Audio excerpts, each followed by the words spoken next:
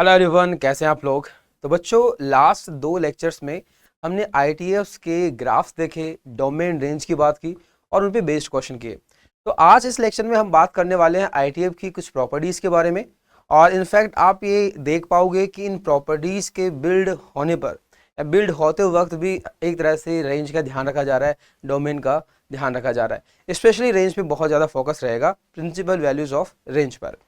तो देखो यहाँ पर सबसे पहली जो प्रॉपर्टी है आईटीएफ्स की, और मैं इस प्रॉपर्टी को अगर नाम देना चाहूँ तो ये नाम दे सकता हूँ कि भाई ऑड इवन प्रॉपर्टी है। ठीक है, यानी ये फंक्शन के नेचर पे डिपेंड कर रही है कि भाई फंक्शन अगर ऑड है तो कौन कौन सा ऑड है। तो आप ध्यान रखें हमेशा कि sine inverse x, tan inverse x और कॉसेक इनवर्स एक्स, ये 3 फंक्शन जो है वो ऑड होंगे। यानी अगर मान लो sine inverse minus of x आता है तो माइनस बाहर आ जाएगा, है ना। टेन इनवर्स में भी सेम हाल होगा, कॉसेक इनवर्स में भी सेम हाल होगा ना, उसमें कोई डाउट है ही नहीं। लेकिन जब बात कॉस इनवर्स की होगी, कॉट इनवर्स की होगी या सेक इनवर्स की होगी, अगर माइनस अंदर है, ठीक है, तो माइनस ना तो ये पूरी तरह से खत्म होगा ना बाहर आएगा, मतलब ना ये ऑड होता है और ना ही ये इवन फंक्शन होता है। तो यहाँ पर क्या होगा कि अगर भाई माइनस को आप खत्म करना चाहते हो तो इसको आप लिखना चाहोगे pi minus cot inverse x. For example, जैसे मान लो आपके पास कुछ ऐसा दे रखा है टेन इनवर्स ऑफ -10, तो ये ऑड फंक्शन है तो माइनस बाहर आ जाएगा। लेकिन अगर हम बात करेंगे, मान लो इसी में देखिए कॉट इनवर्स अगर ये -10 होता तो हम इसको ऐसे लिखते पाई माइनस कॉट इनवर्स 10। और इसके अपन बात भी कर चुके हैं भाई, जब ग्राफ देख रहे थे तो उस वक्त देख रहे थे भाई कौन कौन से फंक्शन है जो ऑड हैं। वो ये 3 फंक्शन है, बाकी ये 3 फंक्शन ना ऑड होते हैं ना इवन होते हैं।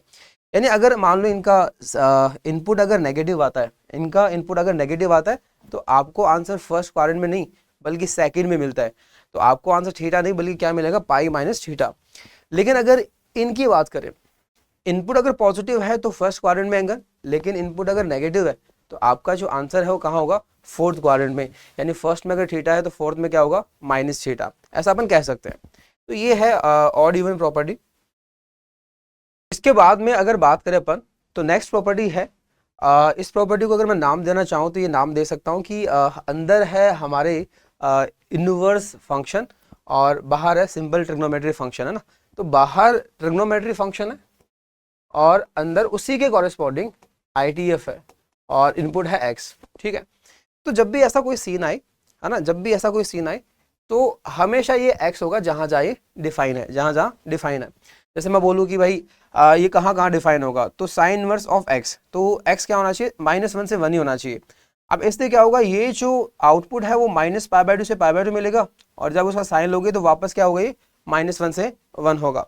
तो ये इनवर्स की प्रॉपर्टी भी थी कि भाई एफ ऑफ एफ इनवर्स जो एक्स है वो हमेशा एक्स होगा for all x belongs to domain of inverse, domain of inverse, domain of inverse. या फिर अपन ये भी बोल सकते हैं कि x बिलोंग्स टू एक तरह से रेंज ऑफ f, है ना, रेंज ऑफ f। तो उस केस में ये चीज़ हमेशा x के बराबर होगी। तो आप बिंदास रहे बिना किसी टेंशन के। जब भी बाहर ट्रिग्नोमेट्री फंक्शन अंदर आईटीएफ है तो ऐसा समझ लो कि ये इसका इम्पैक्ट खत्म कर देगा। बस ध्यान रखना कि ये इस पर डिफाइन होना चाहिए, डिफाइन होना चाहिए। कॉस इनवर्स ऑफ x है, इसका डोमेन क्या होता है, -1 से 1। टेन इनवर्स की बात करेंगे तो ये सब कुछ होता है। इसी तरह से कॉट इनवर्स ऑफ x की बात करें तो इसका जो डोमेन है वो भी सब कुछ होता है। सिमिलरली सेक इनवर्स x की बात करें तो मॉड की जो वैल्यू है 1 या 1 से ज़्यादा होनी चाहिए। इसी तरह से इसकी बात करें तो इसमें भी क्या होना चाहिए, 1 या 1 से ज़्यादा। तो जब भी ऐसा सीन क्रिएट हो कि बाहर ट्रिग्नो है ना, और अंदर इनवर्स ट्रिग्नो है, तो मैं बता दूं आपको this is just an angle, और ये किस क्वाड्रेंट का एंगल होगा, ये फर्स्ट या फोर्थ का। ठीक है, तो अगर ये पॉजिटिव है तो फर्स्ट क्वाड्रेंट का एंगल है, आंसर वापस कैसा आएगा, पॉजिटिव आएगा। और अगर ये फोर्थ क्वाड्रेंट का एंगल है, ठीक है, यानी एक्स अगर नेगेटिव है तो कॉसेक फोर्थ क्वाड्रेंट वापस क्या आएगा, नेगेटिव आएगा। तो ये एक्स ही आना है। ठीक है, अब देखो जैसे मान लो आपके पास कोई एग्जांपल जैसे सेक इनवर्स ऑफ 2 और बाहर आप सेक ले रहे हो, तो कोई चिंता वाली बात नहीं है, आप सीधा बोल सकते हो इसका आंसर क्या होगा, 2 होगा। बस ये डिफाइन होना चाहिए, बस ये डिफाइन होना चाहिए। इसी तरह से मान लो आपके पास है कुछ साइन ऑफ साइन इनवर्स और -12, है ना, ऐसा कुछ मामला है। तो ये प्रॉपर्टी डिफाइन है, बाहर ट्रिग्नो है, अंदर इनवर्स ट्रिग्नो है, तो बिना किसी टेंशन के आप सीधा बोल सकते हो कि ये -12 के बराबर आएगा। ओके, नाउ जो नेक्स्ट प्रॉपर्टी है वो बहुत ज्यादा इंपॉर्टेंट है और थोड़ी सी कॉम्प्लिकेटेड भी है, और इसका जो कॉम्प्लिकेशन है वो आपको अच्छे से समझना है। सवाल यह है मेरा कि हमको ये बात पता है कि अगर मैं साइन ऑफ साइन इनवर्स करूंगा तो ये x आएगा for all x belongs to domain of sine inverse. और मैं बता दूं यही क्या बनेगा, रेंज भी है किसकी, फंक्शन साइन x की। तो ये क्या है, x के बराबर है। लेकिन अगर मैं ऐसा कर दूं कि भाई अंदर ट्रिग्नोमेट्री फंक्शन है और बाहर उसी के कॉरेस्पॉन्डिंग ITF है, इनवर्स ट्रिग्नोमेट्री फंक्शन है, तो क्या उस वक्त भी क्या ये हमेशा x होगा for all x belongs to domain of sine x? तो मैं आपको बता दूं यहां पे अगर डोमेन ऑफ साइन x की अगर बात करें तो डोमेन ऑफ साइन x की बात करें वो तो कुछ भी हो सकता है, ये तो कुछ भी हो सकता है। लेकिन हमें इनवर्स की अगर मैं रेंज की बात करूं, आप ध्यान रखें यहां पे ये जो कॉन्सेप्ट है कि f इनवर्स ऑफ fx, ये x होता है for all x belongs to domain of f। But ध्यान रखिए कि भाई हाँ x belongs to range of f inverse भी होता है ना। तो ऐसा नहीं कि सिर्फ एक चीज पे आप ध्यान दो, आपको दोनों चीजों पे ध्यान देना पड़ेगा। तो आप देखिए भाई x का जो डोमेन है वो तो सब कुछ है, लेकिन साइन इनवर्स का जो आउटपुट है वो सब कुछ तो नहीं हो सकता, वो तो जो प्रिंसिपल वैल्यूज है -π/2 से π/2 वही हो सकता है। तो अगर मैं सिर्फ -π/2 से π/2 की बात करता तो उस केस में आप बोल सकते हो हाँ भाई कि ये इसका इंपैक्ट खत्म कर देगा और आंसर हमें x ही दे देगा। ठीक है, तो प्रिंसिपल वैल्यूज ऑफ अगर ये रेंज में आता है ऑफ साइन इनवर्स तब तो कोई दिक्कत नहीं है, अदरवाइज दिक्कत होगी, क्योंकि हमारा जो आंसर है साइन इनवर्स का आंसर जो भी है आप ध्यान रखोगे वो -π/2 से +π/2 तक ही आना चाहिए। तो बात यह है कि अगर x -π/2 से π/2 नहीं हुआ, मान लो जैसे पाई हो गया, मुझे पता है साइन पाई क्या है, डिफाइन होगा 0 है, और साइन इनवर्स 0 क्या होता है, 0। तो पाई पे आंसर फिर पाई नहीं आएगा, कितना आएगा, 0 आएगा।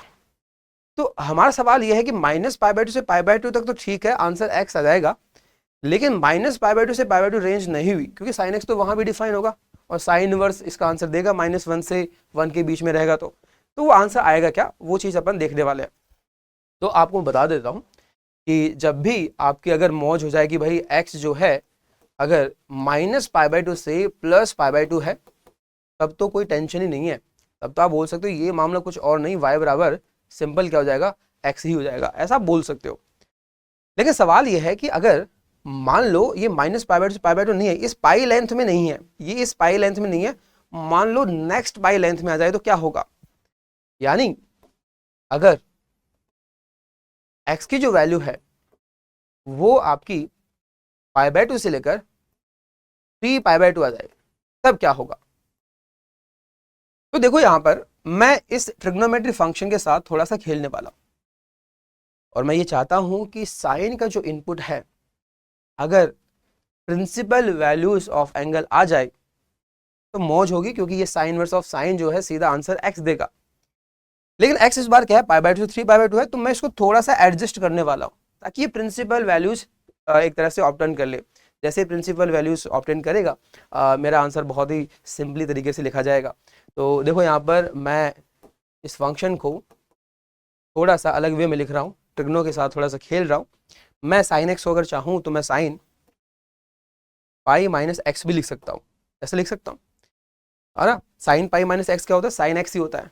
अब देखो इस एंगल पे थोड़ा सा फोकस करो आप, है ना, इस एंगल पे थोड़ा फोकस करो। जब भी x π/2 से 3π/2 होगा तो 100% है जो -x है वो -3π/2 से -π/2 होगा। और अगर आप पाई माइनस एक्स की बात करें, यानी मैं पाई जोड़ने की बात करूं, तो ये जो मामला है वो -π/2 से लेकर पाई जोड़ोगे तो +π/2 होगा। तो ये आप बोल सकते हो कि जो पाई माइनस एक्स है वो कुछ और नहीं, वापस से क्या बन जाता है, प्रिंसिपल वैल्यूज ऑफ एंगल बन जाता है। और अगर ऐसा हो गया फिर तो कोई दिक्कत नहीं है, फिर तो मैं साइन इनवर्स और साइन को है एक तरह से इंपैक्ट खत्म कर सकता हूं, यानी हमारा जो आंसर है वो क्या आना चाहिए, पाई माइनस एक्स के बराबर ही आना चाहिए। तो कुछ ऐसा ही आना चाहिए ना, तो कुछ ऐसा आना चाहिए। ठीक है, अब देखो आपको पता है कि माइनस पाई बाय टू से पाई बाय टू क्या हो गया, एक्स हो गया, और पाई बाय टू से 3 पाई बाय टू ये कितना हो गया, पाई माइनस एक्स हो गया। अगर थोड़ा सा इसको ग्राफिकली देखें अपन कि ग्राफ किस तरह से बनेगा, तो वो ध्यान से देखें। आप ये बात हमेशा ध्यान रखें कि जब भी ये प्रिंसिपल वैल्यूज ऑफ एंगल होगी तब कोई समस्या नहीं, y बराबर एक्स ही बनेगा। तो हम ग्राफ बना रहे हैं y equals to sine inverse of sine x का। तो अगर x प्रिंसिपल वैल्यू होगा यानी माइनस पाई बाय टू से प्लस पाई बाय टू होगा, प्लस पाई बाय टू होगा, तो आप ये बात बोलेंगे कि ग्राफ कुछ और नहीं, simply y equals to x ही बनेगा। y इक्वल्स टू एक्स ही बनेगा कब, माइनस पाई बाय टू से प्लस पाई बाय टू का। अच्छा, पाई बाय टू पे अगर बात करें आप, आउटपुट क्या होगा, आप बोल सकते हो ये प्लस पाई बाय टू ही बनेगा। यहां पे देखें तो ये क्या बनेगा, माइनस पाई बाय टू ही बनेगा। यानी इससे जो रेंज है वो माइनस पाई बाय टू से पाई बाय टू इस इंटरवल के लिए हो जाएगी। नेक्स्ट इंटरवल की बात करें, जैसे पाई बाय टू से 3 पाई बाय टू की बात करें, तो हमने देखा कि हमारा जो आंसर है वो किसको फॉलो कर रहा है, y equals to pi minus x को फॉलो कर रहा है। तो y equals to pi minus x, again ये भी एक लाइन है, नेगेटिव स्लोप की लाइन है, और अगर मैं y को 0 करूंगा तो x बराबर पाई से पास करेगा, तो x बराबर पाई यानी इससे पास करेगा, ठीक है। अच्छा, पाई बाय टू पे इसकी वैल्यू भी कितनी भाई, पाई है, यानी एक तरह से ये लाइन कुछ इस तरह से बनने वाली है। 3 पाई बाय टू पे आप चेक कर सकते हो, इसकी वैल्यू क्या आएगी, माइनस पाई बाय टू, यानी वापस इसी के बराबर आने वाली है। तो देखो यहाँ पर आपका ग्राफ कैसा बना, प्रिंसिपल वैल्यूज ऑफ एंगल्स के लिए ये y इक्वल्स टू एक्स बनना है, हमेशा बनना है। और ये बात हम हर किसी एक तरह से फंक्शन के लिए बोल सकते हैं, चाहे वो sign inverse of sine x हो, आगे चाहे cos inverse of cos x हो, जब प्रिंसिपल वैल्यूज ऑफ एंगल है तब कोई समस्या नहीं होगी, आप सीधा बोल सकते हो y इक्वल्स टू एक्स। दिक्कत आएगी उस रेंज से बाहर, जैसे यहाँ पे पाई बाय टू से 3 pi by two y equals to x नहीं था, हमें क्या करना पड़ा, थोड़ा एडजस्ट करना पड़ा। जब इसको पाई माइनस एक्स लिखते हैं तब जाके ये क्या बनती है, प्रिंसिपल वैल्यूज ऑफ रेंज बनती है। तो कुल मिलाकर हमारा टारगेट ये है कि कैसे भी ये जो चीज़ है वो प्रिंसिपल एंगल्स ही हो, क्या हो, प्रिंसिपल एंगल्स ही हो। जैसे साइन एक्स के खेल में अगर देखें तो ये माइनस पाई बाय टू से प्लस पाई बाय टू होना चाहिए। जब कॉस एक्स आएगा तो हम कोशिश करेंगे इसको 0 से पाई बनाने की। टेन एक्स आएगा तो again minus pi by two से plus pi by two, cot x में 0 से pi open interval. Sec inverse की बात करेंगे तो हम इसको क्या बनाएंगे, एक तरह से 0 से पाई एक्सक्लूडिंग पाई बाय टू, और लास्ट में कॉसेक इनवर्स की बात करेंगे तो माइनस पाई बाय टू से पाई बाय टू तक एक्सक्लूडिंग 0। तो प्रिंसिपल वैल्यूज होंगी तो ये इंपैक्ट खत्म होगा और y equal to simply x होगा। तो देखो इसका ग्राफ कुछ इस तरह से बना, माइनस पाई बाय टू से 3 पाई बाय टू। अब सवाल है कि आगे ग्राफ क्या बनेगा, क्योंकि एंगल तो आगे भी हो सकता है, तो साइन एक्स तो हमेशा डिफाइन होगा, और साइन एक्स की वैल्यू -1 से 1 आएगी तो साइन इनवर्स भी कुछ ना कुछ तो एंगल देगा। अब देखो माइनस पाई बाय टू से प्लस 3 पाई बाय टू कितनी लेंथ होगी, 2 पाई लेंथ होगी, और 2 पाई लेंथ हो चुकी है। और मैं आपको बता दूं ये भाई साहब 2 पाई से रिपीट करता है, इसका जो फंडामेंटल जो पीरियड होता है वो कितना होता है, 2 पाई। तो साइन एक्स 2 पाई से रिपीट करेगा। जब ये साइन इनवर्स का इनपुट ही रिपीट कर रहा है तो of course sign inverse of जो भी फंक्शन बन रहा है वो भी रिपीट करेगा, आउटपुट्स क्या होंगे, रिपीट करेंगे। आप ये ध्यान रखिए, अगर किसी फंक्शन का इनपुट अगर बार बार रिपीट कर रहा है तो वो ओवरऑल जो फंक्शन है, जो कंपोजिट फंक्शन है वो भी रिपीट करता है, आई मीन पीरियडिक फंक्शन होता है। तो इस हिसाब से अगर देखें तो ये भी रिपीट करना चाहिए, तो अगली 2 पाई लेंथ में वही होगा, पीछे अगर मैं 2 पाई लेंथ में देखूँ तब भी ये वही होगा। ओके, अब देखो यहाँ पर अगर अपन ये बात सोचे कि भाई इनके ग्राफ क्या होंगे, जैसे ये y इक्वल्स टू एक्स है, हमें पता है ये y equals to pi minus x है। अच्छा, ये पाई पे कट कर रहा है, जैसे ये 2 पाई पे कट करेगा, ये फिर 3 पाई पे कट करेगा, है ना, और ये माइनस पाई है, ये -2 पाई है। अगर हम देखें भाई ये ग्राफ किसका है, पाई माइनस एक्स का। अच्छा, ये ग्राफ किसका होगा, तो मैं बोलूँ ये रिपीट कर रहा है, यानी इसका 1 स्लोप है, -1 स्लोप, इसका भी 1 स्लोप होगा, फिर -1 स्लोप, इधर -1 स्लोप और इधर भी +1 स्लोप। तो देखो यहाँ पर अगर +1 स्लोप है तो इसकी इक्वेशन आएगी y equals to x plus something. अब हमें पता है कि भाई ये जो x एक्सिस को है वो 2 पाई पे कट कर रहा है, यानी y बराबर 0 करने पर x की वैल्यू 2 पाई मिलनी चाहिए। तो देखो y बराबर 0 करने पर x की वैल्यू 2 पाई कब मिलेगी, जब मैं यहाँ पे -2 पाई लिखूंगा। ओके, तो ये हो जाएगी इसकी इक्वेशन। सिमिलरली इसका नेगेटिव स्लोप है तो इसकी इक्वेशन होगी y equals to minus of x plus something. अब समथिंग कितना होगा, तो y बराबर 0 पर x की वैल्यू क्या मिलनी चाहिए, 3 पाई मिलनी चाहिए। तो y बराबर 0 पर x की वैल्यू 3 पाई तभी मिलेगी जब आप यहाँ पे प्लस का 3 पाई लिखेंगे। माइनस 3 पाई अगर कर दोगे ना तो लोचा हो जाएगा, x की वैल्यू आपको फिर -3 पाई मिलेगी जो गलत होगी। इसी तरह से अगर देखें भाई इसका ग्राफ क्या होगा, तो नेगेटिव स्लोप है तो y equals to minus of x, और साथ में y बराबर 0 पर x की वैल्यू माइनस पाई मिलनी चाहिए। तो यहाँ आपको माइनस पाई करना पड़ेगा, तभी आपको x की वैल्यू माइनस पाई मिलेगी। यहाँ इसके ग्राफ की बात करें तो ये होगा y equals to positive slope है, और y 0 करने पर x की वैल्यू क्या मिलनी चाहिए, -2 पाई, तो ये आपको +2 पाई करना पड़ेगा। तो y equals to sine inverse sine x का जो ग्राफ है वो कैसा मिल रहा है, वो कैसा मिल रहा है भाई, प्रिंसिपल वैल्यूज में तो हमेशा y इक्वल्स टू x होता ही होता है, हर किसी के लिए होगा, लेकिन बाद में ये जिगजैग टाइप मिल रहा है। आप ये दिमाग में बिठा सकते हो, चीज़ें आपको लंबे टाइम तक याद रहेंगी। भाई प्रिंसिपल वैल्यूज में ग्राफ बनाओ इसका, और बाद में जिगजैग शेप में आपको ग्राफ बनाना है, और इनकी जो इक्वेशन आप लिख सकते हो। और ये जो ग्राफ जो बने वो इस तरह से बने कि कुछ भी हो, लेकिन इसकी जो रेंज है, इसकी जो आउटपुट है वो हमेशा -π/2 से π/2 तक ही होंगे, बाहर नहीं जा सकते। तो हमें क्या करना पड़ा भाई, इसको एडजस्ट करना पड़ रहा है। -π/2 से π/2 पहले ही है तो कोई एडजस्टमेंट की जरूरत नहीं है, आगे गया तो थोड़ा मैंने एडजस्ट किया, और बाद में तो हमने रिपीट कर ही दिया। अब देखो यहाँ पर क्या हमेशा हमें ग्राफ की जरूरत पड़ेगी, है ना। मान लो हमको ये ऐसा कुछ पूछ लिया कि भाई बताओ कि sign inverse of sign of 20 की वैल्यू क्या होगी, है ना। तो हमें क्या करना भाई, इसको कैसे भी पकड़ के खींच के हमें प्रिंसिपल जो वैल्यूज है उनकी तरफ लाना है, ठीक, यानी इसको डाउन लाना है, क्योंकि प्रिंसिपल वैल्यूज क्या होगी, -π/2 से +π/2, यानी -1.57 अप्रोक्स टू 1.57। तो इसको नीचे लाना पड़ेगा। तो क्या कर सकते हैं, इसके साथ खेल सकते हैं, और हमें इसके साथ खेलने के लिए सबसे बढ़िया चीज है इसका फंडामेंटल पीरियड, इसको यूज करना पड़ेगा। और वो पता हमें कितना होता है, 2 पाई होता है, यानी लगभग 6.28, है ना। तो उसको यूज करना पड़ेगा। तो मैं बोलूँगा इसमें मैं 2 पाई कम कर दूं तो क्या ही फर्क पड़ता है, क्योंकि ये वैल्यू तो अभी वही रहेगी। मैं 4 पाई कम कर दूं तब भी वही रहेगा, 6 पाई कम कर दूं तब भी वही रहेगा। तो सोचो 6 पाई अप्रॉक्स ये मेरे हिसाब से 18 से क्रॉस कर जाएगा। तो 6 पाई की अगर बात करें, 6 पाई होता है 6 × 3.14 अप्रॉक्स, तो ये होगा 8, 4 और 18, है ना, ऐसा कुछ होगा। तो 18.84 ना। तो सोचो मैं 20 में ये कम करूँ, है ना, 20 में ये कम करूँ तो कितना बनेगा, 20 माइनस ये मैंने किया 6 पाई, तो अप्रॉक्स कितना है, एक तरह से 20 में से कम करूंगा तो 1.24, सॉरी 1.16, है ना। तो 20 में से कम करेंगे तो ये आएगा 1. एक तरह से 16।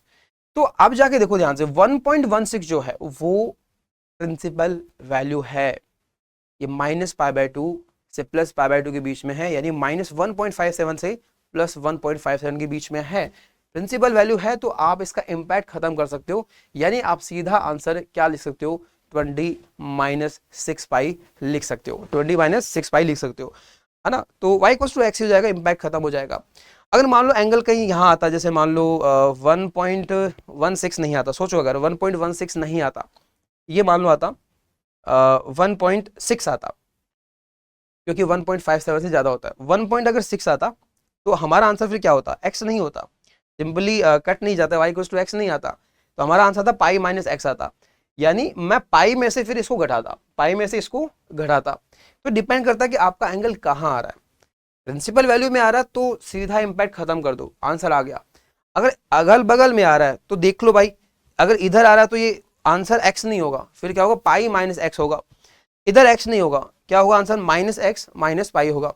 चलो और एग्जांपल्स अपन देखते हैं, जैसे यहाँ पे कुछ एग्जांपल देखो आप साइन इनवर्स के। जैसे यहाँ पर एग्जांपल है, ग्राफ आपने बनाया था अभी अभी, ग्राफ क्या होता है भाई कि -π/2 से +π/2, आपको क्या करना है, प्रिंसिपल वैल्यूज होती हैं तो सिंपली y = x ही बन जाएगा, ठीक है। इसके बाद में आप जिगजैग बना देते हो, ये चीज़ आप ध्यान में रखो भाई, चीज़ें आपके लिए ही आसान बनेगी। अच्छा, इसका ग्राफ क्या होता है, y = एक तरह से ये पाई पे कट करेगा, नेगेटिव स्लोप और प्लस पाई। इधर देखोगे तो ये -पाई पर, तो y = -x और -पाई। ओके, अब देखो मुझे चाहिए साइन इनवर्स ऑफ साइन 2। तो 2 कहाँ होगा? 2 प्रिंसिपल वैल्यू तो नहीं है क्योंकि पाई बाय 2 से ज्यादा है इसकी वैल्यू। तो 2 कहाँ होगा? आप देख सकते हो 2 यहाँ पर होगा, 2 यहाँ होगा। तो 2 यहाँ होगा तो हमारा आंसर सिंपली x तो नहीं होगा, 2 तो नहीं होगा। ये आंसर क्या होगा? माइनस एक्स प्लस पाई होगा। यानी आप बोल सकते हो इसका आंसर होगा माइनस में ये x और प्लस पाई, तब जाके ये प्रिंसिपल वैल्यू बनेगा। अब देखो नेक्स्ट बात करते हैं अपन साइन इनवर्स ऑफ साइन 4। अच्छा 4 कहाँ है? 4 कहाँ है? आप ये देखो 4 कहाँ पे है? 4 आपका यहाँ पे आएगा, ये 3.14, ये 3 पाई बाय 2 है ना, और ये वैल्यू थोड़ी ज़्यादा आएगी तो 3 आपका, सॉरी 4 यहाँ पे आएगा, आपका 4 यहीं आएगा क्योंकि 3.14 है और पाई बाय 2 की जो लेंथ होती है वो होती है 1.57, तो ज़्यादा हो जाएगी, तो 4 आपका यहीं आएगा। तो 4 पे आउटपुट जो है वो इसी ग्राफ को फॉलो करेगा। अगेन आई विल से कि माइनस एक्स प्लस पाई होना चाहिए, तो इसका आंसर क्या आएगा? माइनस एक्स है 4 और प्लस पाई। तो ये प्रिंसिपल वैल्यू आ चुका है, कोई टेंशन नहीं है। इसी तरह से अगर साइन इनवर्स ऑफ साइन 10 की बात करें, अब देखो ये जो एंगल है वो काफी आगे जा चुका है ना 10 पे ना, तो ये लगभग आप बोल सकते हो कि इसके पास है भाई 3 पाई के पास में ना, 3 पाई के पास में है। तो क्या हम 3 पाई कम कर सकते हैं? सवाल मेरा ये है कि क्या 3 पाई कम कर सकते हैं? तो सीधी सी बात है भाई 3 पाई तो कम नहीं कर सकते क्योंकि फंडामेंटल पीरियड होता है 2 पाई। हम 2 पाई कम कर सकते हैं, 4 पाई कम कर सकते हैं, 6 पाई कम कर सकते हैं, तो हाँ 2 पाई कम कर सकते हैं। तो देखो अगर मैं 2 पाई कम करता हूं तो क्या होगा? ठीक है, अगर मैं 2 पाई कम करता हूं तो ये वैल्यू अप्रॉक्स कितनी है? ये है 10 माइनस 6.28, तो ये अप्रॉक्स बन रही है 3.72 है ना, 3.72। तो 3.72 कहाँ होगा? 3.72 आपको पता है कुछ यहीं आने वाला है, यहीं आएगा 3.72। तो ये किसको फॉलो करेगा? ये माइनस एक्स प्लस पाई को। तो इसका आंसर होना चाहिए माइनस एक्स प्लस पाई। एक्स मतलब इनपुट की बात हो रही है, तो यहाँ रख दो आप 10 माइनस 2 पाई, तो आपका जो आंसर है वो आना चाहिए प्लस का 3 पाई और माइनस 10। अब जाके ये क्या बनेगी? प्रिंसिपल वैल्यूज बनेगी। तो एक तरह से जब भी ऐसे इनवर्स ऑफ अगर इनवर्स ट्रिग्नो बाहर है और अंदर ट्रिग्नोमेट्रिक फंक्शन है, तो आप बस ये ध्यान रखें कि हमें कैसे भी इसको खींच के क्या करना है? प्रिंसिपल वैल्यूज में लाना है। और उसके लिए हम किसका यूज करेंगे? हम फंडामेंटल पीरियड का यूज करेंगे। तो साइन एक्स का क्या होता है भाई? 2 पाई होता है। इसी तरह से अगर मैं इसकी बात करता हूँ, ये 100 पे है, 100 कितना हो गया भाई? एक तरह से देखिए पाई की टर्म्स में तो 32 इंटू 3 96 ना, तो एक बार 32 पाई कम करता हूँ, देखता हूँ कितना बनता है। तो देखो यहाँ अगर sign inverse sign of 100 minus 32 पाई करता हूँ, और 32 पाई कितना होगा भाई? आप देख सकते हो 32 पाई की अगर बात करें तो एग्जैक्ट अगर आप इन्फॉर्मेशन निकालना चाहो, पाई 3.14, 32 से आप मल्टीप्लाई करो तो 286 और 42 और यहाँ पे 9, तो 8 4 0 10, तो ये 100.48 बनेगा, 100.48। तो अगर देखिए तो ये वैल्यू जो है वो कितनी बनेगी? माइनस में 0.48, और माइनस में 0.48 ये कहाँ होगा? ये तो एक तरह से प्रिंसिपल वैल्यू ही बनेगा क्योंकि प्रिंसिपल वैल्यूज क्या है? माइनस 1.57 से प्लस 1.57, तो ये प्रिंसिपल वैल्यू है, तब तो कोई टेंशन ही नहीं है। तो आप सीधा बोल सकते हैं इसका आंसर तो क्या बनेगा? 100 माइनस एक तरह से 32 पाई ही बनने वाला है।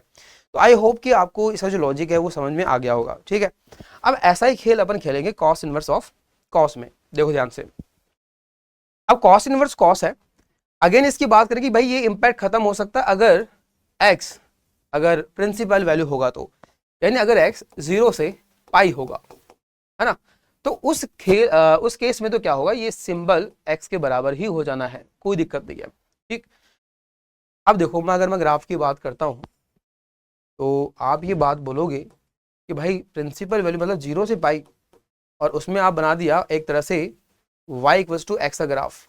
ऑफकोर्स आउटपुट यहाँ पे क्या होगा? अगर ये y इक्वल्स टू एक्स है तो पाई पर ये पाई होगा, और ये ग्राफ अपन बना रहे y equals to cos inverse of cos x का। तो आपने पाई लेंथ में बना दिया, पाई लेंथ में आपने ग्राफ बना दिया। लेकिन अगर ये मान लो 0 से माइनस पाई हुआ, या फिर पाई से 2 पाई हुआ, या फिर इधर हुआ, तो आप ग्राफ कैसा बनाएंगे?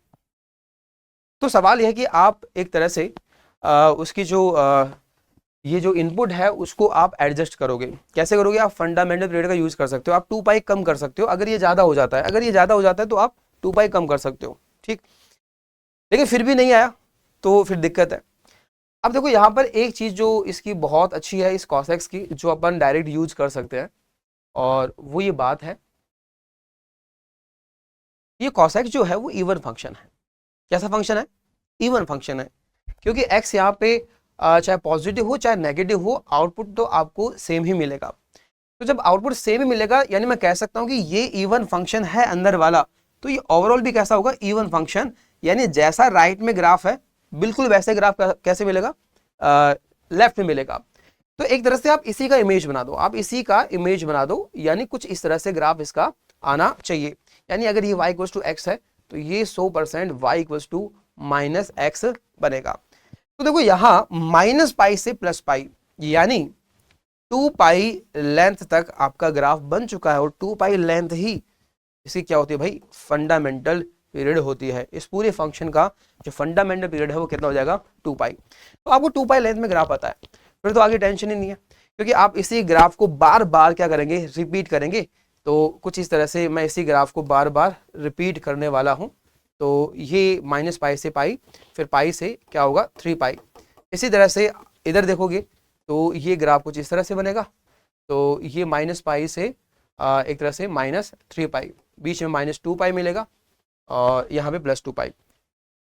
अच्छा, आप कैसे याद रखोगे इसको कि भाई प्रिंसिपल वैल्यूज में तो दिक्कत नहीं है, सीधा y इक्वल्स टू एक्स होना है, ठीक। उसके बाद में क्या करना आपको? अगेन इसका भी ग्राफ कैसा होगा? जिगजैग बनेगा, ठीक है। तो इसकी जो शेप है वो भी कुछ ऐसी ही है।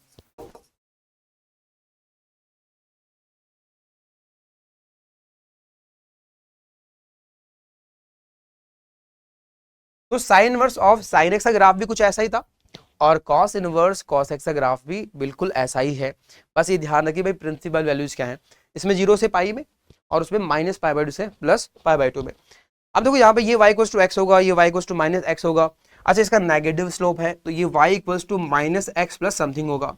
अब देखो ये 2 पाई पे कट कर रहा है, तो y बराबर 0 पर x बराबर 2 पाई मिलना चाहिए। तो भाई साहब कुछ इस तरह से आपको मिल जाएगा।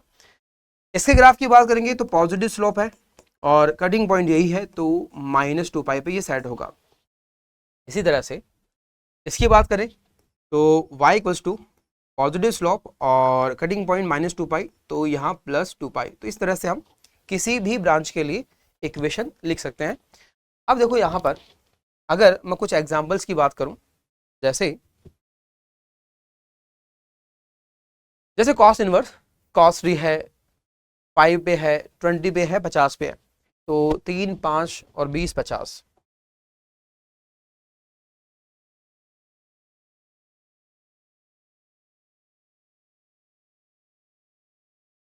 और साथ में है 20 और 50 पर। तो देखते हैं यहाँ पर वैल्यूज क्या क्या होंगी।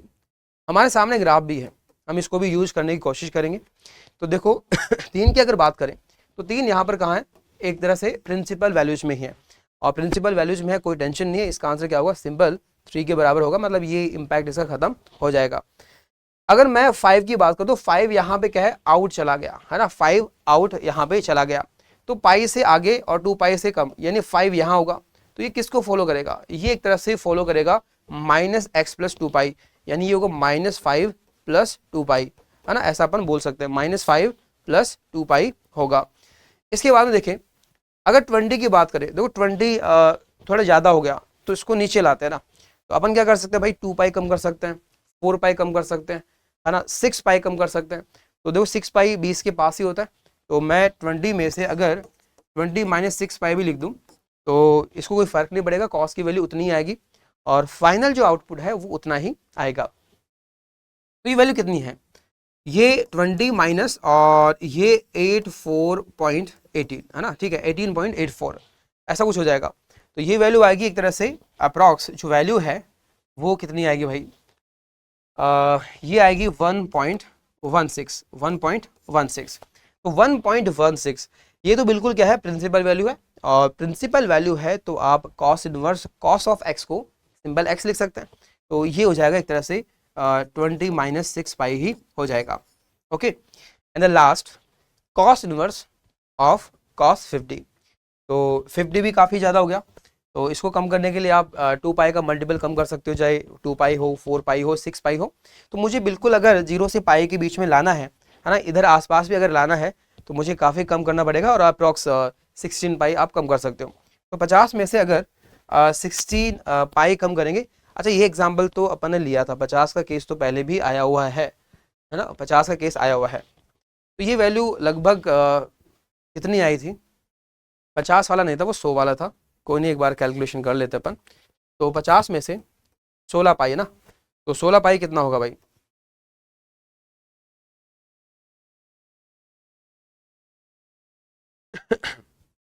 एक मिनट ना। तो ये अपने पास कुछ इस तरह से आएगा, ये आएगा 50 पॉइंट समथिंग है ना, ये आएगा 50.24। तो अगर मैं 16 पाई कम करता हूँ, अगर मैं यहाँ -16 पाई करता हूँ, तो ये बनेगा कॉस इनवर्स कॉस ऑफ -0.24 एक बार कैलकुलेशन जरूर देख लेना। ये 8 4 18 और 3 1 4, तो इट इज़ 50.24। तो दिस इज -0.24। अच्छा, -0.24 अगर है तो ये कहाँ आएगा, ये यहाँ पर आएगा, ठीक है। और यहां पर आएगा तो आंसर आपका x नहीं बल्कि क्या होगा, -x होगा, यानी इसका नेगेटिव होगा, इसका नेगेटिव होगा, यानी एक तरह से जो 50 -16 पाई आया था उसका नेगेटिव होगा। देखो ये अप्रॉक्स वैल्यूज है, आप इनको आंसर मत लिख देना, आपका आंसर पाई की फॉर्म में मिलेगा। तो ये है एक्यूरेट वैल्यू, तो इसका नेगेटिव यानी एक तरह से 16 पाई -50 आपका आंसर होगा। ओके, तो बेसिकली अपन कर क्या रहे हैं, जितने भी जो फंक्शन हैं उनमें अपन यही कोशिश कर रहे हैं कि कैसे भी हमारा जो इनपुट है वो प्रिंसिपल वैल्यूज में आ जाए, या फिर इनके जस्ट पास में आ जाए। क्योंकि पास में इतना ग्राफ तो आप बना ही सकते हो थोड़ा बहुत, तो है ना, इतना दूर तो आप नहीं जा सकते, लेकिन हाँ भाई आसपास में ग्राफ आप बना सकते हो। तो ये थी कहानी cos inverse of cos x की। अब बात करते हैं अपन tan inverse of tan x की, है ना, tan inverse of tan x की। अच्छा, इससे पहले भी अगर मैं बात करना चाहूँ आपको, cot inverse of cot x ये थोड़े डिफरेंट आते हैं। बाकी सेक इनवर्स और कॉसेक इनवर्स की अगर बात करें तो वो ग्राफ बिल्कुल वैसे आपको दिखेंगे जैसे साइन इनवर्स ऑफ साइन और कॉस इनवर्स ऑफ कॉस में दिखते हैं। क्योंकि अगर मैं इसको कंपैरिजन करूं किससे, y equal to cos inverse cos x से,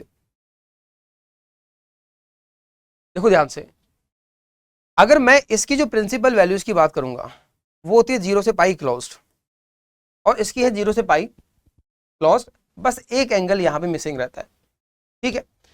इसके अलावा अगर मैं बताऊं तो मैं बोल सकता हूं कि ये इवन फंक्शन था और ये भी इवन था। आपने ट्रिग्नोमेट्री पढ़ रखी है, अरे कॉस कैसा होता है, इवन फंक्शन, और सेक भी कैसा होता है, इवन फंक्शन। तो ये फंक्शन भी इवन होगा और ये फंक्शन भी इवन होगा, ठीक है।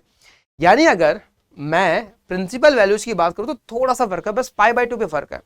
यानी 0 से पाई जब एंगल होगा तो ये भी y इक्वल टू एक्स होगा और ये भी y इक्वल टू एक्स ही होगा, बस इसमें एक आउटपुट मेरे को छोड़ना पड़ेगा π/2।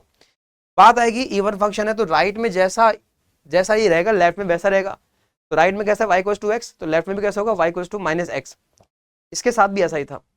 तो मैं कह सकता हूं इसका ग्राफ और इसका ग्राफ बिल्कुल सेम आएंगे, एक्सेप्ट π/2 आउटपुट आपको नहीं मिलेगा। तो ये चीज आपके लिए आसान हो जाएगी, भाई इसका ग्राफ पता है तो इसका भी पता है, बस थोड़ा सा चेंज करना है। तो आप ये बात बोलोगे कि भाई कॉस इनवर्स का ग्राफ आता था कुछ ऐसा कि 0 से पाई तक ये y इक्वल टू एक्स बनेगा, ये पाई है, ठीक है ना। उसके बाद में क्या करते थे आप, जिगजैग शेप में ग्राफ बनाते थे। लेकिन बस यहां ध्यान रखना भाई, सेक इनवर्स का ग्राफ ये तभी बनेगा जब यहाँ पे आप इसको π/2 जो आउटपुट है उसको एक्सक्लूड कर दोगे, यानी यहाँ ओपन करना है, यहाँ ओपन करना है, यहाँ ओपन, यहाँ ओपन, ये सब वैल्यूज आपको मिलेंगी ही नहीं।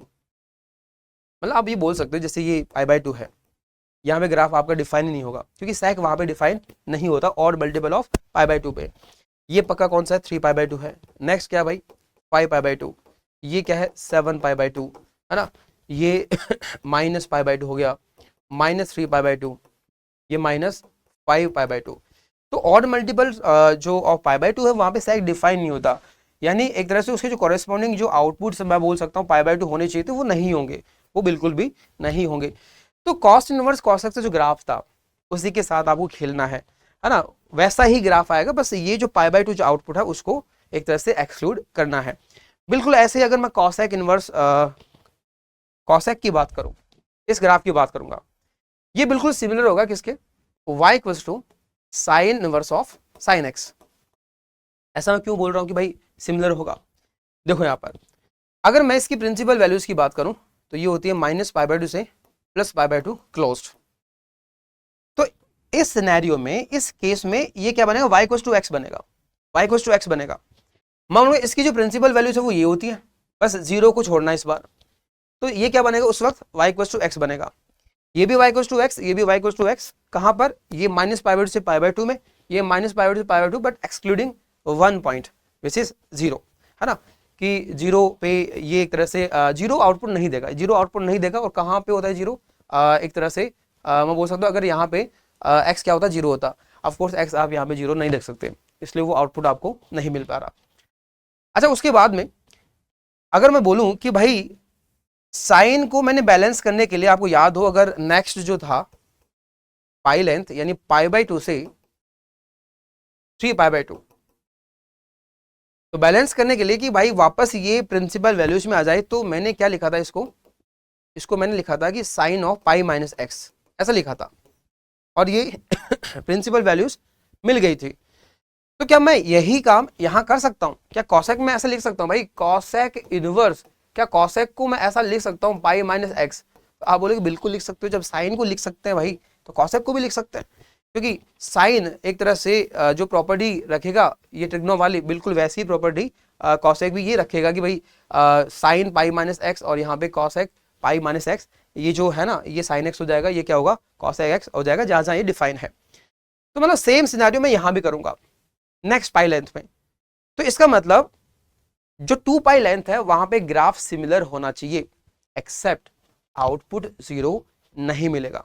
तो जैसा आपने sine inverse of sine x का ग्राफ बनाया था कि -π/2 से +π/2 में आप simple y equals to x बनाएंगे, उसके बाद में जिगजैग ग्राफ बन जाएगा, ठीक है।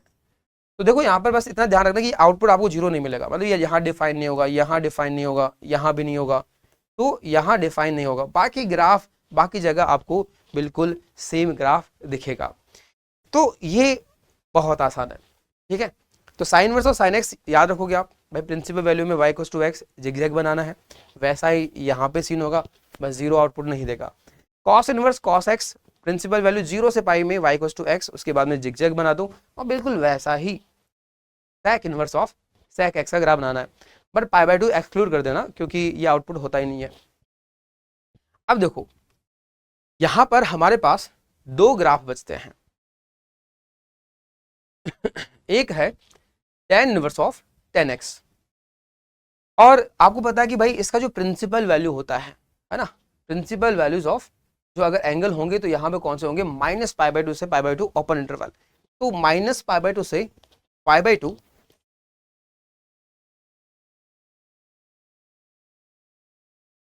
-π/2 से +π/2 ओपन इंटरवल में कोई टेंशन नहीं है, आप बोलोगे y इक्वल्स टू x बन जाएगा 100%।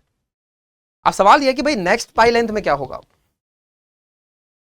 मैं आपको बता दूं ये 10x है, इसका फंडामेंटल पीरियड 2 पाई नहीं होता, क्या होता है पाई होता है, तो इसका जो फंडामेंटल पीरियड है वो पाई होता है, तो इसका फायदा उठाया जाए भाई, लेंथ पाई में आपको ग्राफ पता ऑलरेडी, तो यही ग्राफ बार बार रिपीट होगा, यानी मैं इसी ग्राफ को रिपीट कर दूंगा, यानी मैं बोलूंगा कि भाई ऐसा कुछ ग्राफ बन जाएगा, ठीक है। नेक्स्ट अगर देखें 3π/2 से 5π/2, उसमें भी मैं ग्राफ को रिपीट करवा दूंगा, कुछ इस तरह से ग्राफ बनेगा, इधर भी ग्राफ कुछ इस तरह से बनता रहेगा -3π/2, तो कुछ इस तरह से ग्राफ बनेगा। तो थोड़ा देखो यहाँ पे आपको लगेगा भाई ये पैरेलल नहीं बना रहे सर, ठीक है, थोड़ा रफ ले रहा हूँ मैं। तो देखो यहाँ पे मैं इनकी इक्वेशन भी लिख सकता हूँ कि भाई ये 0 पे कट कर रहा है, ये यहाँ पाई पे कट करेगा, ये 2 पाई है ना, क्योंकि 0 पे आंसर 0 आना है, पाई पे भी 0 ही आना है, 10 पाई 0 होता है, 10 वर्स 0 वापस 0। ये हमारे पास है माइनस पाई, ये है 0। अच्छा इनकी इक्वेशन आप लिख सकते हो, ये y इक्वल्स टू एक्स है, ये क्या बनेगा, पॉजिटिव स्लॉप ही है, y equals to x plus something.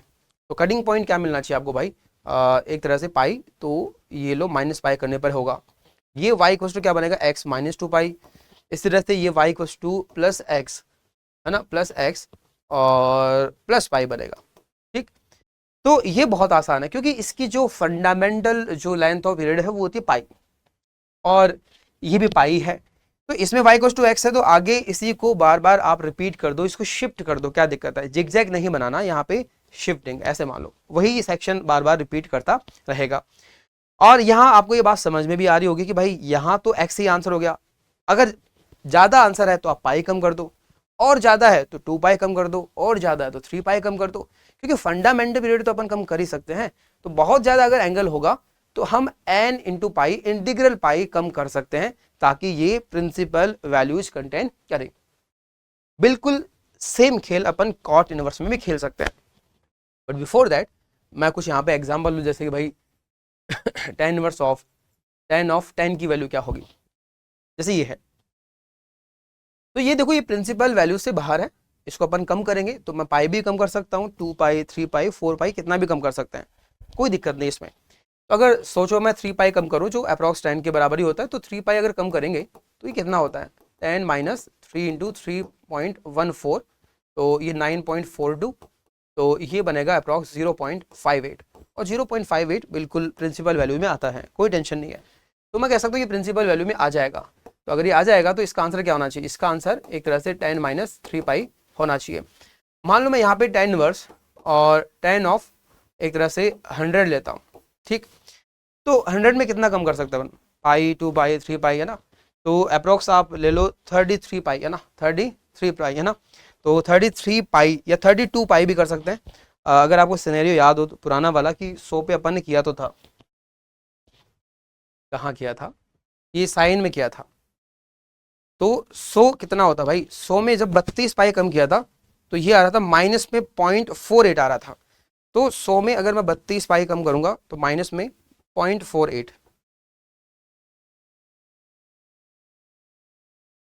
Minus 32 पाई करेंगे तो ये आ रहा था माइनस में 0.48, और माइनस में 0.48 ये भी कैसी होती है भाई, प्रिंसिपल वैल्यू ही होती है।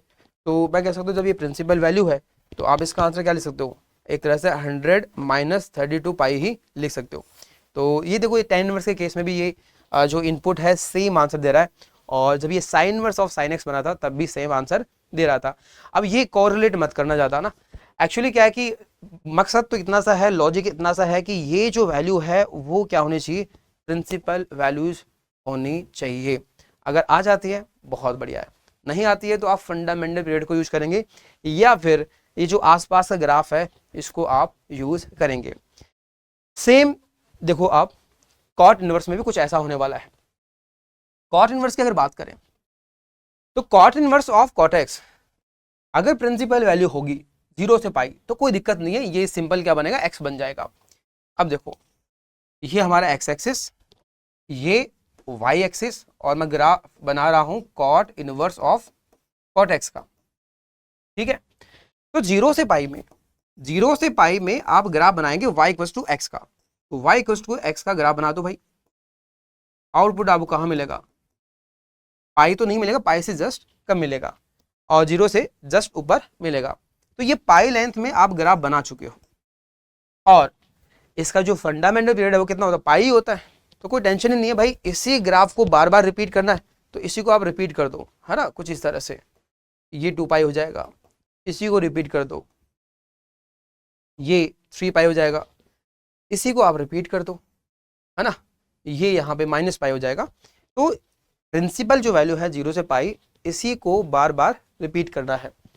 तो इसके आप इक्वेशन लिख सकते हो,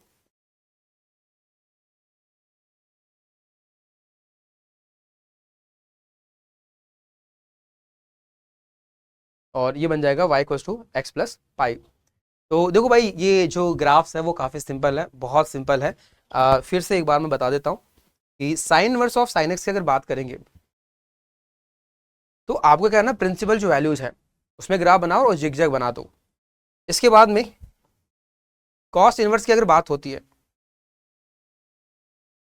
तो उसके साथ भी ऐसा ही है कि प्रिंसिपल वैल्यू 0 से पाई में ग्राफ बनाओ, उसके बाद में जिगजैग बना दो। और जो sec inverse of sec x थे, cosec inverse of cos x थे, बिल्कुल वैसे ही आएंगे, बस कुछ वैल्यू छोड़नी है। जैसे सेक इनवर्स के केस में आउटपुट आपको पाई/2 छोड़ना है, कॉसेक इनवर्स के केस में आउटपुट आपको 0 छोड़ना है। बाकी टेन इनवर्स ऑफ टेन और कॉट इनवर्स ऑफ कॉट में ये जिगजैग नहीं बनेगा, क्योंकि प्रिंसिपल वैल्यूज में जो ग्राफ आएगा उसी को बार बार रिपीट करना है, उसी को रिपीट करना है। और पाई फंडामेंटल पीरियड होता है, वो इसका लॉजिक था। और इसमें भी सेम सीन है कॉट इनवर्स ऑफ कॉट में, कि 0 से पाई बना दो, उसी को बार बार आप शिफ्ट करते रहो। अब देखो, आप कुछ क्वेश्चंस देखो। तो क्वेश्चन है sine inverse of sine 100π/3 and cos inverse of cos 1000π/9। तो सवाल उसी का है, sine inverse of sine x और cos inverse of cos x का सवाल है। तो हमें ये कोशिश करनी है कि ये जो एंगल्स है वो प्रिंसिपल वैल्यूज में आए, है ना। अच्छा, इसकी जो प्रिंसिपल वैल्यूज वो क्या होती है, -π/2 से π/2 अपन को बनानी है ना, कोशिश ये करनी है। और यहाँ पर कोशिश करनी है कि ये 0 से पाई तक आ जाए, ठीक है। अब देखो, इसके लिए अपन क्या करेंगे, इनकी जो फंडामेंटल पीरियड है वो यूज करेंगे। जैसे साइन का कितना कितना होता है 2 पाई, और कॉस का कितना होता है 2 पाई होता है। तो हम इसमें 2 पाई यानी 2n पाई कम कर सकते हैं, इवन पाई, इसमें भी इवन पाई कम कर सकते हैं। ये ऑलमोस्ट कितना पाई है, दिस इज 33 पाई और प्लस π/3, इतना है ना। तो इसमें अपन कितना कम कर सकते हैं, अगर मैं 32 पाई कम भी कर दूं, 32 पाई कम भी कर दूं, अगर मैं ये काम करूं तो ये कितना हो जाएगा, फिर कहां पे आएगा, ये बनेगा sign inverse of sign of एक तरह से पाई प्लस π/3 यानी 4π/3, ऐसा अपन कह सकते हैं, है ना। इसी तरह से ये कितना है, अगर मैं 9 से अगर डिवाइड करूं इसको तो ये कितना बन रहा है, लगभग 111, है ना। तो ये बन रहा है 111 पाई और π/9, ठीक है, इतना बन रहा है। तो इसमें अगर मैं इवन पाई कम करूंगा तो कितना कम कर सकता हूँ, 110 पाई कम कर सकता हूँ। तो अगर मैं 110 पाई कम करता हूँ तो वैल्यू तो वही रहेगी, ये बन जाएगा cos inverse of cos of, और ये बनेगा पाई प्लस π/9, पाई प्लस π/9, ठीक है। अब देखो, this is not principal value, है ना, कम तो किया अपन, लेकिन प्रिंसिपल वैल्यू नहीं है। ये भी प्रिंसिपल वैल्यू नहीं है क्योंकि पाई से थोड़ा ज्यादा है। कोई बात नहीं, अपन ग्राफ की हेल्प ले सकते हैं कि भाई कॉस इनवर्स का ग्राफ कैसा था, कॉस इनवर्स कॉस का, कि 0 से पाई में तो कोई दिक्कत नहीं है, उसके बाद में जिगजैग शेप में आप बनाते हो। तो देखो, ये 2 पाई है, तो अगर पाई से ज्यादा है, देखो यहाँ पे आ रहा है, तो ये किसको फॉलो करेगा, y इक्वल्स टू -x और +2 पाई को फॉलो करेगा। और अगर इसकी बात करें, ये भी क्या है, पाई से ज्यादा है, इनफैक्ट π/2 से काफी ज्यादा हो गया। तो देखो, इसका ग्राफ भी बना लेते हैं कि -π/2 से +π/2 तक ये एक तरह से y इक्वल्स टू x होगा, उसके बाद में जिगजैग शेप में रहेगा। तो ये रहेगा पाई और ये है 3π/2। तो ये वाला जो एंगल है वो इसके बीच में ही है, इसके बीच में ही है। तो एक तरह से अपन कह सकते हैं कि किसको फॉलो करेगा, ये y इक्वल्स टू -x और ये कटिंग पॉइंट है पाई, तो प्लस पाई, ठीक। तो ये फॉलो करेगा -x प्लस पाई को, और ये -x प्लस 2 पाई को फॉलो करेगा। तो अपन कह सकते हैं कि हमारा जो फाइनल आंसर आने वाला है वो देखना, तो ये बनेगा -x प्लस पाई यानी -4π/3 प्लस पाई, और साथ में अगर देखें तो ये बनेगा -(x + 2 पाई -(x और प्लस 2 पाई), ठीक। तो ये कितना बन रहा है, देखो पाई से पाई कैंसिल आउट होगा, और ये एक तरह से कितना बन रहा है भाई, 2 पाई -4π/3, तो ये बन गया 2π/3, 2 पाई -4π/3 यानी 2π/3, और माइनस में π/9 भी है। तो आपका जो आंसर है वो कितना बन रहा है, 9 एलसीएम होगा, तो ऊपर बनेगा 6 और -1 यानी 5 पाई और अपॉन में है 9। तो ये आएगा हमारा फाइनल आंसर। तो आपको क्या करना है, आपके पास चाहे कितनी भी बड़ी वैल्यू हो ना, लेकिन आपको कोशिश करनी है कि फंडामेंटल जो पीरियड है उसका यूज करते हुए इस वैल्यू को बहुत छोटा कर देना। और अगर फंडामेंटल पीरियड में आई मीन प्रिंसिपल वैल्यू में ना भी आए तो कोई बात नहीं, आसपास वैल्यू आ जानी चाहिए, तो ये आपको कोशिश करनी है। इसी तरह से अपन देखते हैं यहाँ पे tan इनवर्स ऑफ tan और cot इनवर्स ऑफ cot पे क्वेश्चन। तो देखो tan इनवर्स ऑफ tan कि अगर प्रिंसिपल वैल्यू अपन को बनानी है तो बनानी है -π/2 से π/2 ओपन, ये बनानी है, ठीक है। और यहाँ क्या बनानी है भाई, 0 से पाई ओपन बनानी है। और आपको तो पता है इनका जो फंडामेंटल पीरियड है वो तो दोनों का ही क्या होता है, एक तरह से पाई होता है। तो कोई टेंशन नहीं है, हम कितना भी पाई कम कर सकते हैं, जरूरी नहीं इवन पाई ही कम करें, हम कोई भी इंटीग्रल पाई कम कर सकते हैं। तो ये अप्रोक्स कितना, ये देखो आप पहले तो कि 7 से अगर डिवाइड करूं तो ये आ रहा है 2 और 14 6 0 बचेगा, तो 28 पाई है ना, और 4 रिमाइंडर, तो ये बनेगा 4π/7। इसकी बात करेंगे, मैं 5 से डिवाइड कर दूं कितना आ रहा है, ये एक तरह से 5 6 30 और अगेन 30 है ना, तो 3 रिमाइंडर बचेगा, तो ये आएगा 3π/5 बचेगा, कुछ ऐसा मामला है। तो देखो यहाँ पर अगर मैं इस 28 पाई पूरे को कम कर दूं, अगर पूरे को अगर मैं कम कर देता हूं तो कोई समस्या नहीं है, 10 की वैल्यू वही आने वाली है। इसी तरह से पूरे 66 पाई को अगर मैं कम कर दूंगा तो भी कोई समस्या नहीं है, अभी भी वैल्यू वही आएगी क्योंकि मैं फंडामेंटल पीरियड कम कर रहा हूं। तो एक तरह से ये बन गया tan इनवर्स ऑफ 4π/7, और ये मामला है cot इनवर्स ऑफ 3π/5।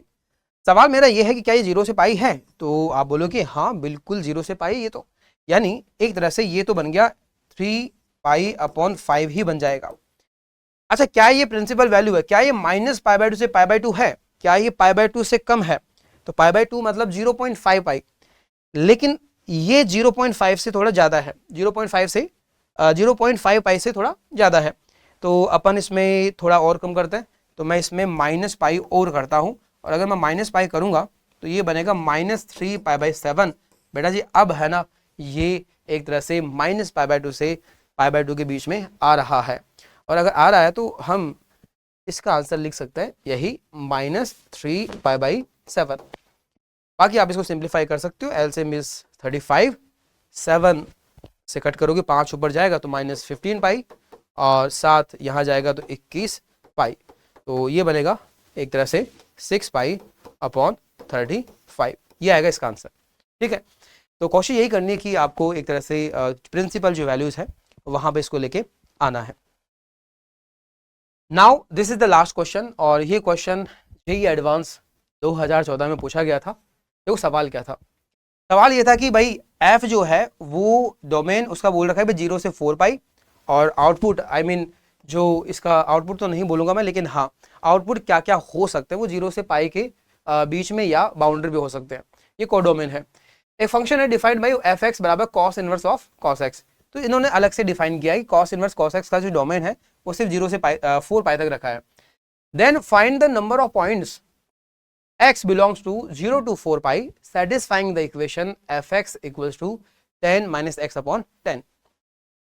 तो हमें इस इक्वेशन के, इक्वेशन कौन सी बनेगी भाई, इक्वेशन है cos inverse of cos x equals to 10 minus x/10, और x आपका है सिर्फ 0 से 4 पाई। आपको इसके नंबर ऑफ सॉल्यूशन बताने हैं, तो नंबर ऑफ सॉल्यूशन बताने ये एक अलग फंक्शन है, ये अपना अलग फंक्शन है, और जब भी ऐसी कोई इक्वेशन आए, मान लो ये f ऑफ x है, ये g ऑफ x है, तो आपको एक बार इसका ग्राफ बनाना है y equals to f of x का, और एक बार y equals to g of x का, और जहां जहां ये कट करेंगे है ना उतने सॉल्यूशन हमारे बनेंगे। तो नंबर ऑफ सॉल्यूशन अगर आपको चाहिए तो आप दोनों के ग्राफ बनाओ, और उनके कटिंग पॉइंट हैं, पॉइंट जो ऑफ इंटरसेक्शन है उनको काउंट कर लो आप।